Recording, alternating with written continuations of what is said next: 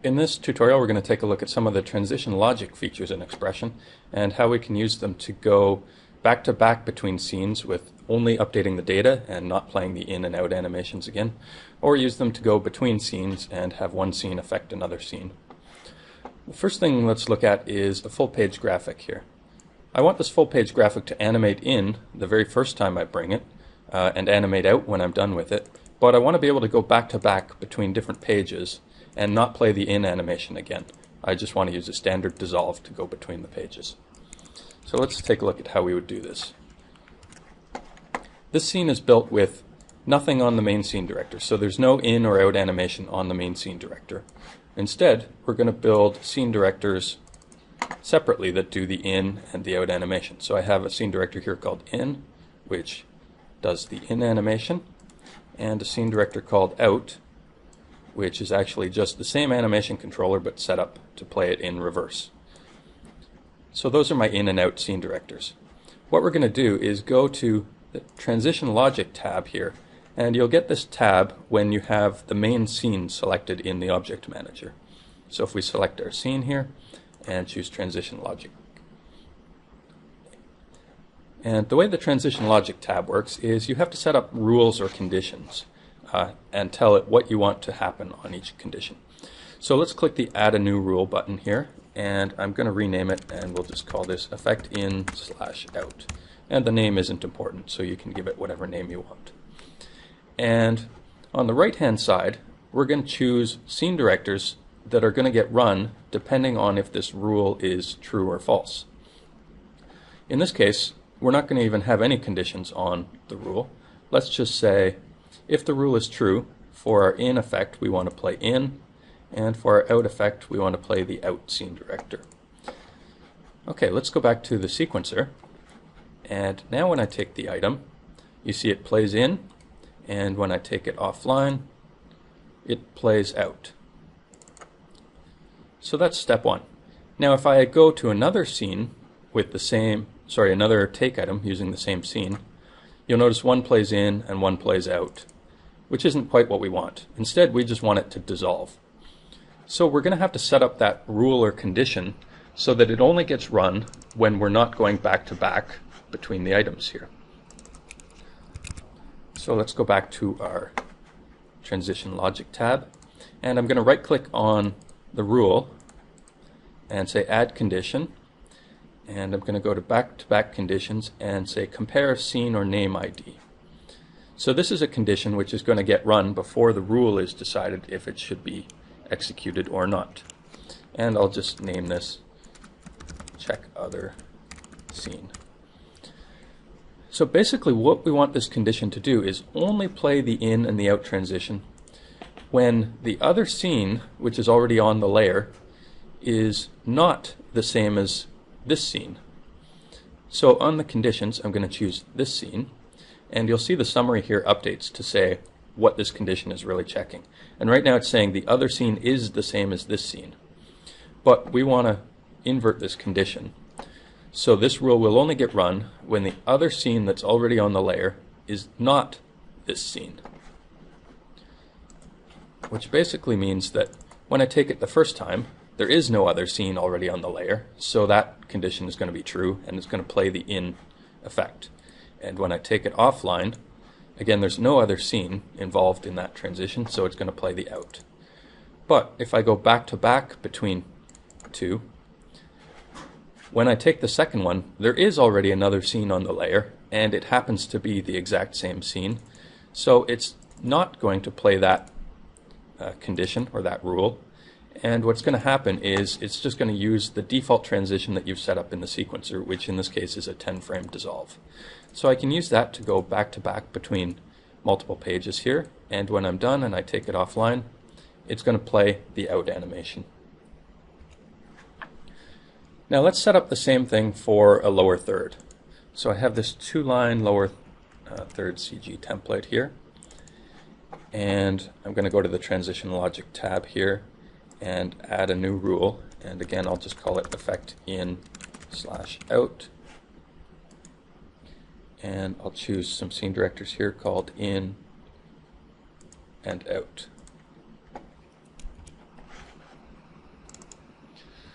So now I can play the lower third in, and when I take it out, it plays out. Now let's see what happens if I go from this full page graphic to the lower third. And notice they're both on the same layer. When I take the lower third, you'll see that the lower third immediately started to play in and the full page started to play out. And the same thing happens if I go the other direction. And while it's transitioning, you'll notice that the lower third and the full page are kind of interfering with one another. You see parts of the lower third masked out through the full page. Now that's not exactly what we want. So let's say we wanted the lower third to wait until the full page was completely out before it came in, or vice versa. Let's go back to that transition logic tab, and on the in there's a checkbox here that says wait for out effect. So I'm going to turn that on, and I'll also turn it on for the lower third. So now when I take them, if I start with the full page and then I choose the lower third, it's going to wait for the full page to play out completely before the lower third comes in, and vice versa. The lower third will go out completely before the full page comes in.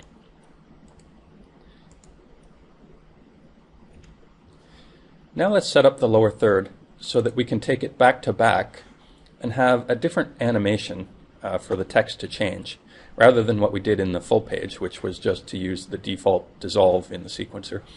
We're going to build a custom update scene directors that can get run. So let's go back to our lower third. So I already had the in scene director, and I've also built ones called update in and update out. The update in just dissolves in the new text, and nothing else is animated with the background. And the update out scene director, the first thing it does is cut off the background, and then it slides the text down and dissolves it out at the same time. So what's going to happen is both scenes are going to be on air at the same time. So that's why we've cut out the background from the update out, so that you don't get two backgrounds on at the same time. Okay, so let's just put our scene back on here.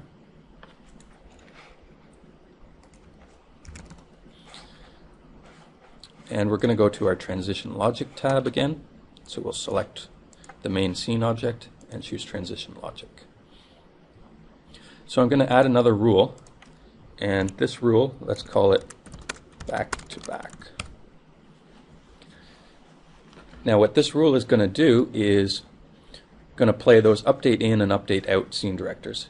So over on the right hand side here, I want to choose back to back, because these aren't going to be overall in and out animations. These are just going to be updating the text. So on back to back in, I'm going to choose update in, and on back to back out, I'm going to choose update out. Okay, now we need to make a couple conditions. So the first thing we're going to want to check is that the scene that we're going back to back with is the same scene. We don't want these update in and out to play if we're going to a completely different template. Okay, and that's really the only thing we need to check in this simple case. So let's take a look at it from the sequencer. So the first time we play it in, it did a full animate in, and if I flip to another template, you'll see that the text just kind of falls down and fades out, and the new text fades in above it. And when we right click and say take offline, it's going to play the full effect out. Okay, let's add a little bit more smarts to it. In this case, I want to go between different text, but the top line is staying the same. It's only the bottom line that's changing. So we want to make a special transition for that, where only the bottom line changes and not the top line. So again, let's go back to our transition logic tab here. Select the overall scene, choose transition logic, and I'm going to add a new rule, and I want this to be above the back-to-back rule that we already had, because I want this one to be checked first. And I'm going to rename this one, call it bottom line update. Okay, I'm going to add the same condition again. The first thing I want it to check is that we're going back to back with the same scene. And now I want to check and compare the text between the current scene that's on air and the one that's coming in. So I'm going to choose this compare text object condition, and let's just rename this other condition. Check same scene.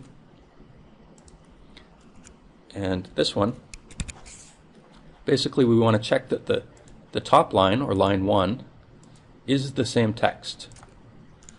So let's call this top line same, and we'll add another condition that again compares text objects, and I'll call this bottom line different. And this is going to check line 2, and I want to check that the text is different. So what's going to happen when we take a scene online, it's first going to start looking through all these rules, and it's going to try to find a rule with a back-to-back effect setup, and this one's going to be bottom line update in and bottom line update out. So it's going to look for one with these transitions set, and then it's going to start checking all of the conditions to see if they're true. So if it finds one where the top line is the same and the second line is different, this rule is going to get executed, and it's going to stop looking at the other rules.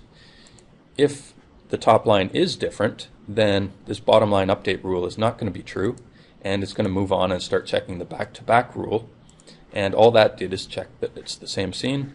So in that case it would play the full update in and update out effect. So let's take a look and see if this works. Okay, so if I go between two where the top line is different, you'll see that it plays the full effect. And if I go between two where the top line is the same, like this one, only the bottom line is changing. And when I take it out, again the full effect out plays. So that used different scene directors. I built one called bottom line update in and bottom line update out, and they followed the same pattern as update in and out, the only difference being that it only animated out the bottom line of text rather than the top. Okay, let's take a look at one more thing, and that's how we can have one scene affect another scene. So we have our lower third here, and let's say we want a breaking news template, and it's just going to be a line of text that says breaking news, and it comes in from the bottom, and we want that to be affected by the lower third template. So the first thing let's do is take a look at this breaking news template. So basically the breaking news template has two states. It can either come in large from the bottom, and we're going to do that if the lower third is not on air, or we can have it come in very small from the right side, and we'll have it run that if the lower third is already in. So let's use our transition logic tab again to set this up. So again, we'll create a rule, and like before, I'll just call it effect in / out. Now in this case, we want the rule to do two different things depending on whether there or not there is another scene online. So let's add a condition and choose this check scene / layer condition. Now this can check to see if another scene is online on any different frame buffer or layer, depending what you set up. So we're going to check to see if this 2-line CG template is already online. So under scene name here, we could put 2-line CG, or you can also use wildcards in this search. So just like searching for file names and such, the star or the asterisk means search for anything. So let's search for anything with CG in it. So star CG should match this template called 2-line CG. Okay, so we're going to look for anything called star CG on the current frame buffer on any layer. So it doesn't matter where it is. And let's rename this condition. Look for 2-line CG template. So that's going to be our condition for the effect in and out rule. And if we do see the 2-line CG template somewhere, then the rule is going to be true. So we want to play this smaller breaking news in. And that scene director is called in up. because it's in the up position. And for the out, if there is a 2-line CG on air, we're going to want to play out up. Now if the rule is false, meaning the 2-line CG template is not on air, then we want to play in down, and on the out we want to play out down. Okay, so let's see if this works how we want. Let's go back to sequencer mode, and I'll bring in a CG template, and now I'll take this breaking news template. So you see it just brought in the words breaking news, and that's in the up position because the 2-line CG is on, and if I take it off, it plays the out up animation.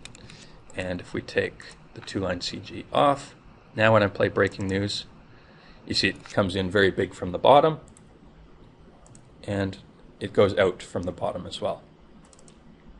Now what if it's already in and we take the 2-line CG template? We want that to push that breaking news up into its smaller spot, and when we take it off we want it to make it bigger. So there's a couple ways you could do this. You could use the scene triggers tab here. Basically this will check when any scene goes online. You can have it play a scene director in the current scene. Or you could set up triggers in the 2-line CG scene that notifies the breaking news template what to do. So I'm going to do it that way because it's a little bit more flexible and you can control the timing a bit better. So I'm going to go to the 2-line CG template, and I'm going to open up the in scene director. So this is the one that brings in the 2-line lower third. And I'm going to right click on the timeline here, and I'm going to say add scene director trigger. And I can position this anywhere in time I want. It's not too important right now. Let's just put it here on frame 2. And if I double click it, I can set up the properties. So this is going to send a trigger from this 2-line CG template to any other template that's currently on air. And I want to restrict it to only do something for the breaking news template. And then I have to tell it which scene director on the breaking news template I want it to play when this trigger gets executed. So in this case, it's the 2-line lower third coming in. So the scene director I want to play is down to up. And that's going to play the down to up scene director on the breaking news template. And you can choose if you want this to only affect templates on the current frame buffer, any frame buffer, or a specific one. So we'll just leave it at default current. Okay, so that should push the breaking news template up, and we'll want to do the opposite on the down, or sorry, on the out scene director. And let's do it when the 2-line lower third is almost offline. So we'll add a scene director trigger here.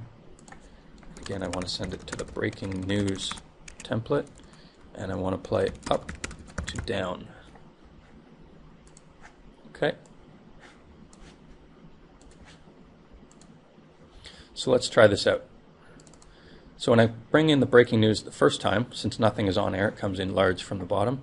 Now when I play a lower third, you saw the breaking news went small and up, and if I take the lower third out, the breaking news comes back to big, and I can take it out. And just to show one more thing, if I bring it in big, bring in the lower third. Now if I take the breaking news out, that transition logic condition on the breaking news template should realize that the lower third is in, and it should play the small out animation, and it does.